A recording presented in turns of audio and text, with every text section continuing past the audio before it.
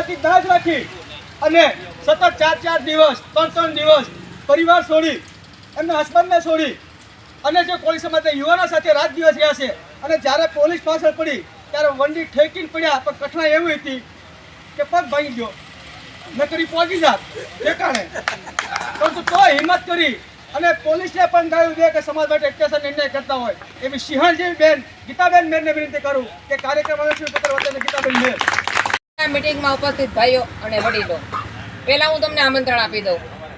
1 તારીખે જે મહાસભા થઈ રહી છે, ન્યાય સભા, આપણે ન્યાય આપ્યું છે.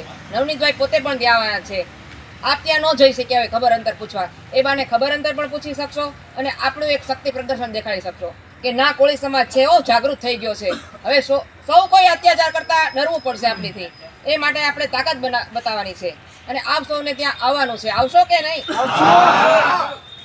અને પછી અમે જે 9 લોકો ત્યાં પહોંચ્યા હતા આત્મવિલોપન કરવા માટે, અને એ કાર્યક્રમમાં અમે ઝડપાઈ ગયા અને ખરેખર ફિયાસ્કો થવાનો હતો. તેમાં એક મુન્નાભાઈ અને શૈલેષભાઈ કરીને હતા, તે ત્યાં પહોંચી ગયા, આત્મવિલોપનની કોશિશ કરી અને પોતે ધરપકડ ઓહરી. એના માટે આપણે જોરદાર તાળીઓ તેમને વધાવી અને ત્યારબાદ અમારી ધરપકડ થઈ, તળાજા લઈ ગયા અને પછી મવા લઈ ગયા.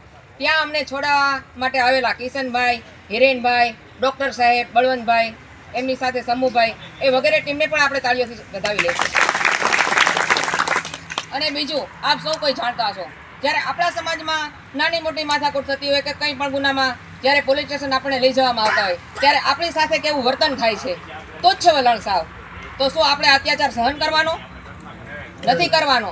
એટલા માટે ભેગું થવાનું છે અને જે 25% કામ થયું છે એને 100% પહોંચાડવાનું છે. પીઆઈ ડાંગર હોય, રેમાબા ઝાલા હોય, પટેલ સાહેબ હોય, જે કોઈ હોય, એક દાખલો બેસાડવાનો છે કે પોલીસ જો આમાં અન્યાય કરે અને આરોપીને છાવરવાનું કામ કરે છે તો એને પણ સહ આરોપી બનાવવામાં આવે. આપણી એક એવી માંગ હોવી જોઈએ અને આના માટે આપણે ભેગું થવાનું છે. તો આપ સૌને હું આમંત્રણ આપવા આવી છું. જય કોળી સમાજ.